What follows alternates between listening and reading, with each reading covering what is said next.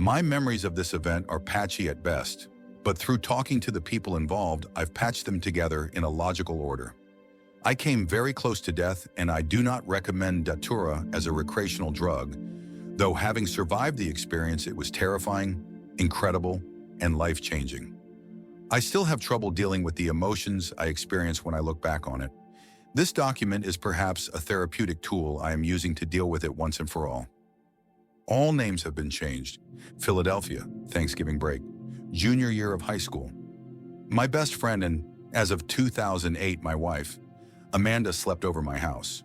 We were big potheads at the time, but had never experimented with anything else. We woke up early to go to our friend Jeremiah's house because he grew weed, and we wanted to celebrate the break by smoking all day. I drank a beer I stole from my dad on the way there. When we got there, a strange smell filled the house. His parents were away, and he had a pot of a strange amber liquid on the stove. Jeremiah was an interesting kid. He appeared to be a run-of-the-mill street thug, but he was very interested in botany. He would see plants in people's yards, and he would know their Latin name and all these facts about them. When we got there, we asked him what the stuff was. He called it Datura loco. I had never heard of it. He said he got the seeds on the internet and planted it and made a tea from its seeds. He told me it had similar affects to weed, which was quite false. We smoked a blunt, but I was still intrigued. We hung out for a while and decided to go to Amanda's house and watch a movie. Before we left, I asked Jeremiah for some of the Datura tea. He put about 4 shot glasses worth in an empty water bottle and we left. On the way to Amanda's house, I drank it all. The dose was for both of us, but Amanda didn't want any, so I drank it all. It was the worst tasting thing ever, but I forced myself to drink it all. We arrived at her house and sat down to watch a movie. She put on Irby fully loaded. Luckily, I don't remember any of it. Sometime through the movie, I felt extremely thirsty. Since it was autumn, I poured myself a glass of apple cider. It was difficult to drink. Every time I took a sip, I felt like my throat was closing up. I tried to drink it, but my thirst would not be quenched. We sat a little longer, then I began feeling very uncomfortable. I had to pee. I got up and went to the bathroom and nothing would come out. I stayed there for about 10 minutes but could not pee. I decided to ignore it and I went back to the couch.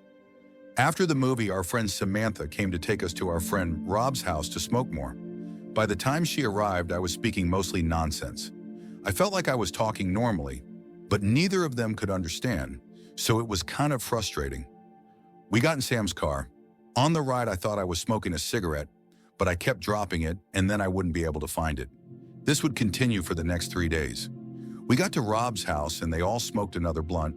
They didn't give me any, but I didn't notice. I was still smoking my imaginary cigarettes and speaking gibberish. I went into Rob's bathroom and tried to pee again. In my mind, I still couldn't pee. From what I found out later, I actually peed all over the floor and the walls. I also took all of his family's toothbrushes and put them in my pocket. I do not know why. They all went outside to smoke another blunt, and I did too. As they were smoking, I wandered away and they found me about an hour later in a neighbor's yard talking to a pine tree. I do not remember why. This is where my memory gets better. We left Rob's house and went to a party at my friend John's house. Again, I smoked imaginary cigarettes the whole way there.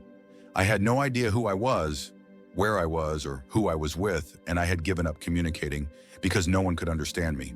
When we got there, a lot of my friends were there, and John's mom, who I had known since kindergarten. It was his birthday and there were ballons. The ballons moved around and seemed to follow me. Their shape shifted between squares, circles, and triangles.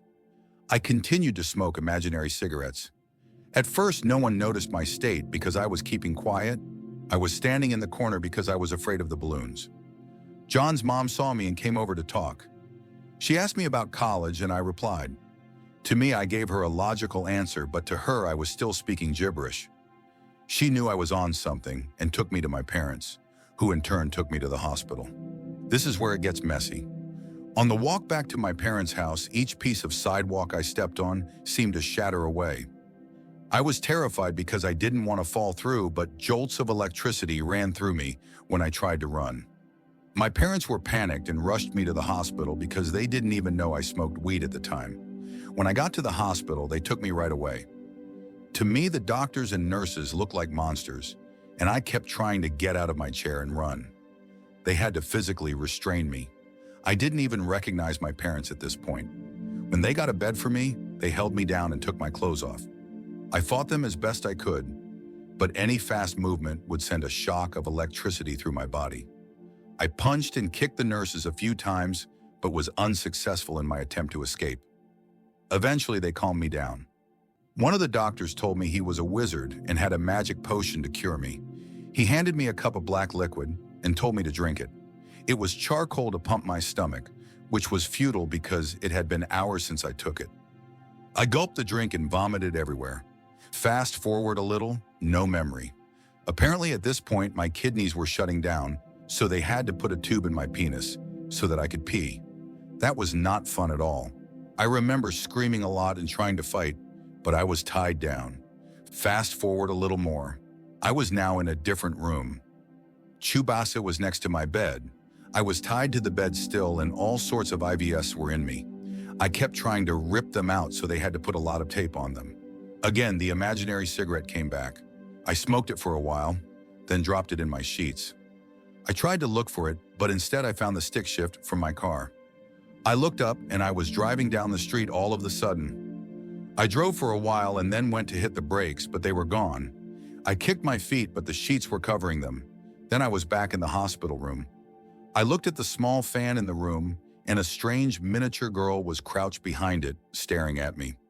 I was scared of her and told Chubasa to take the fan out, and he did. I found out later Chubasa was my dad. Next thing I knew, I was in Amanda's dorm room smoking a bowl like I had been a few weeks ago. All of the same people were there, and that day replayed itself almost entirely. Then I was back in the hospital bed.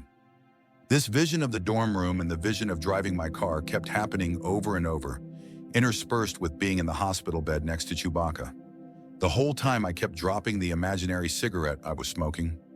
3 days later, I woke up in the hospital bed feeling like I was hit by a train. I still had the pee tube and was hooked up to IVs. I had only a few memories of the past 4 days, but they made no sense to me.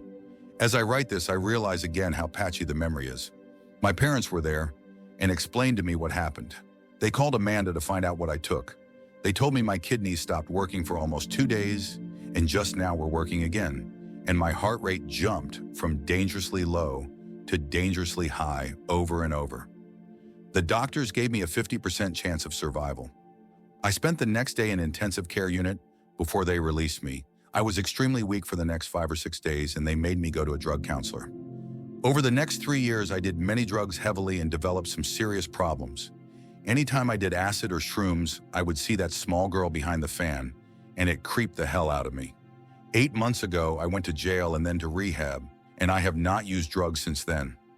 Datura was the first step in a long road of drug abuse, and looking back, I wish it scared me straight. I still wish I remembered more of what happened, but maybe it's best I don't.